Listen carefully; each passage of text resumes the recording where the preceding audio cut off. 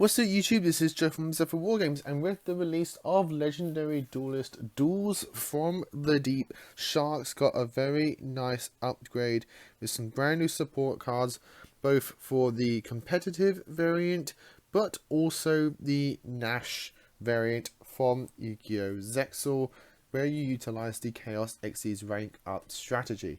So this deck is suited to both strategies. I tried to make it basically as competitive as possible while still being able to utilize the rank up strategy that Nash uses in the Zexal anime.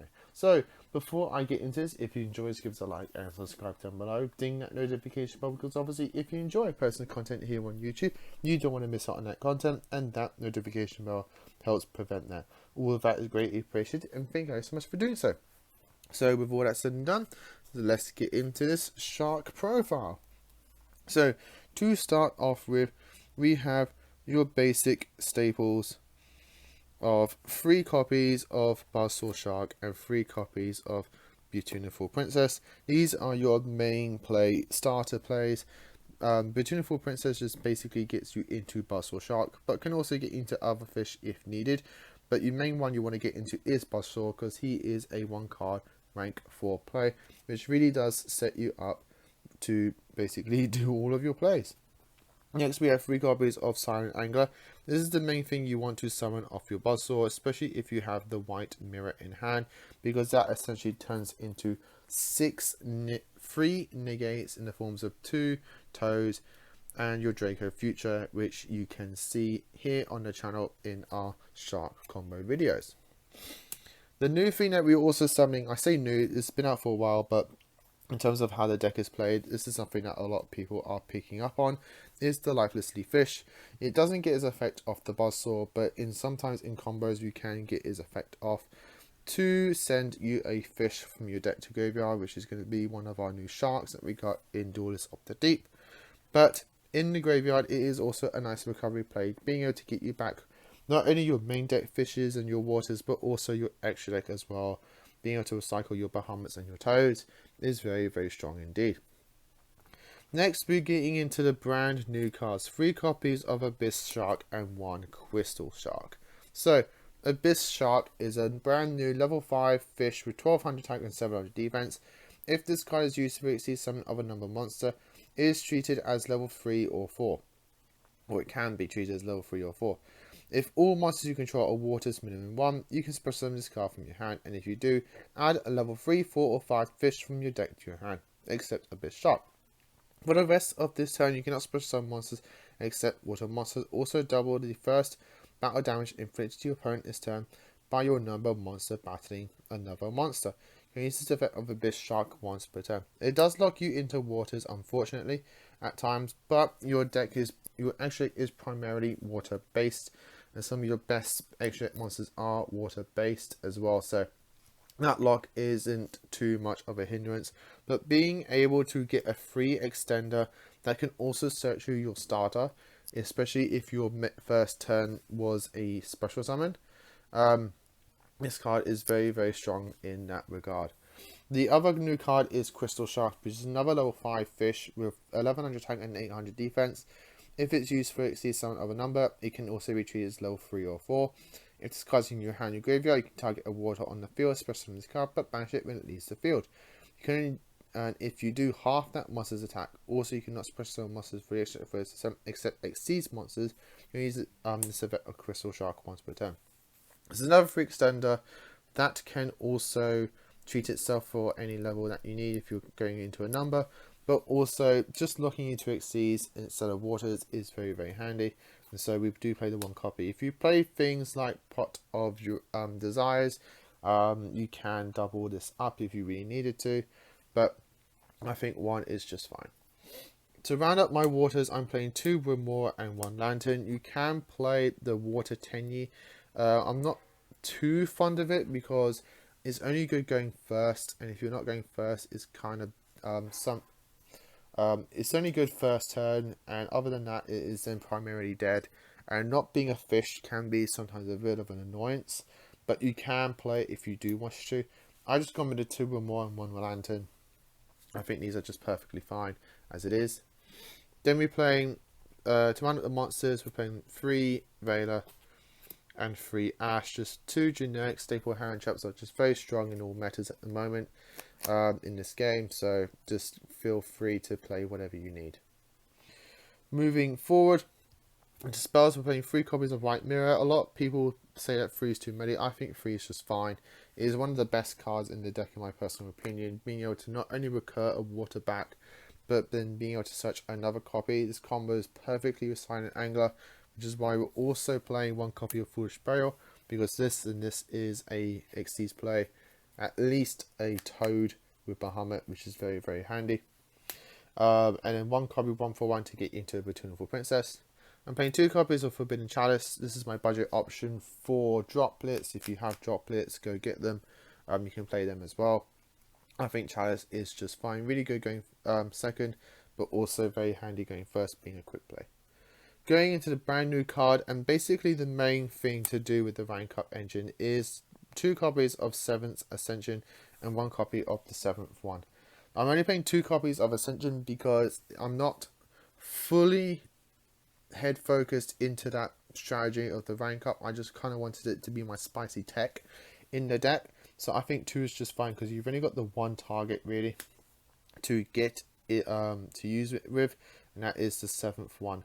So rank 7th Ascension is basically everything that the 7th one needed, which is take a card from your deck, either a Variance spell or trap, a rank up magic, quick play spell, or a 7th spell or trap, except 7th Ascension, and either add it to your hand or place it on top of your deck. If your opponent controls a monster special summon from the extract, you can banish this card from your graveyard, add 1 rank, and send a rank up magic spell from your hand to the graveyard.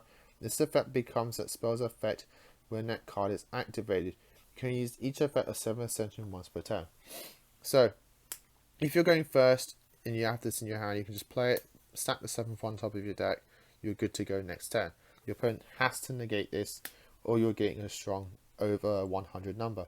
But going second, this card's even better because you play this, you add the 7th one, then banish the 7th Ascension, sending the 7th one, basically triggering the 7th one. And then you can get yourself a free boss monster that your opponent then has to deal with.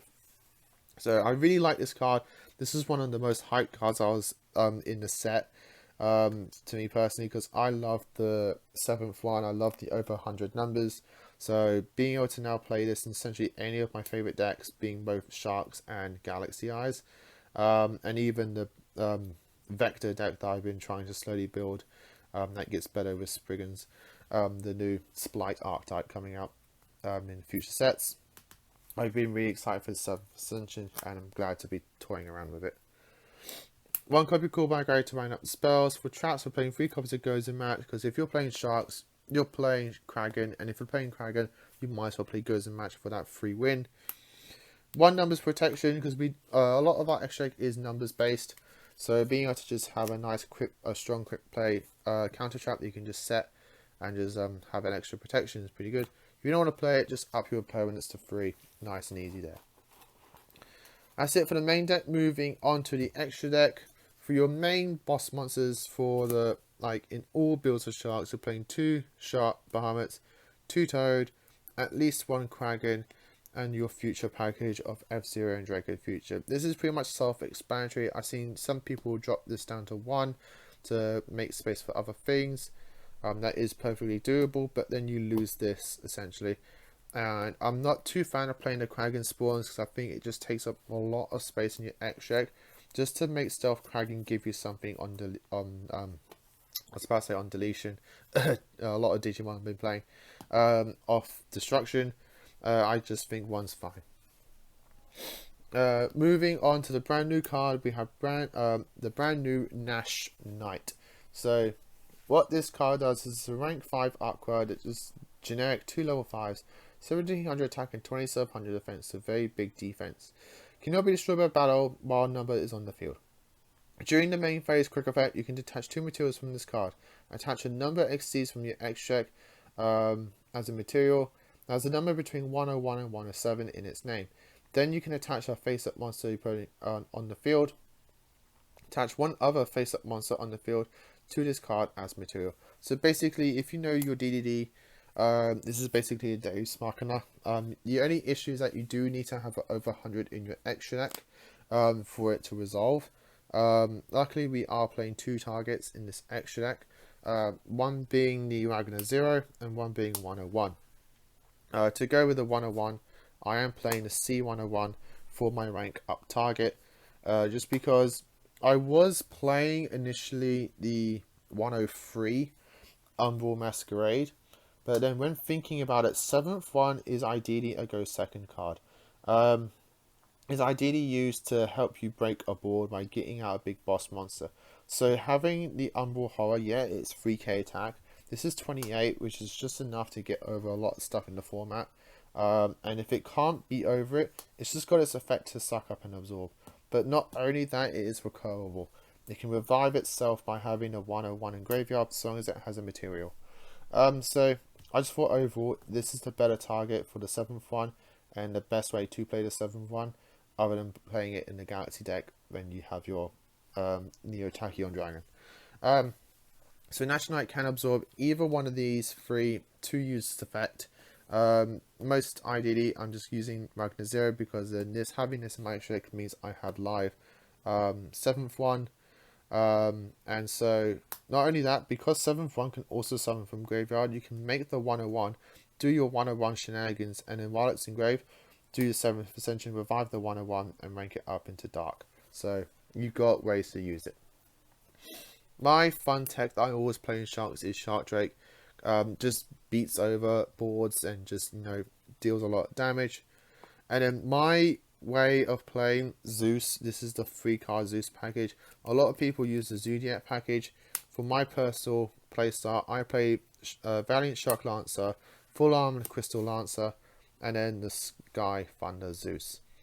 The way that this works, you make the Lancer just using 2 level 5s, then you snap a Crystal 0 on top of it. Crystal 0 gets huge because it gains 5 attack for each material it has.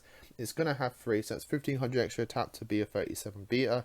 Beat over something with the 0 Lancer, and you slap your Sky Thunder on top for a 2-board Zeus.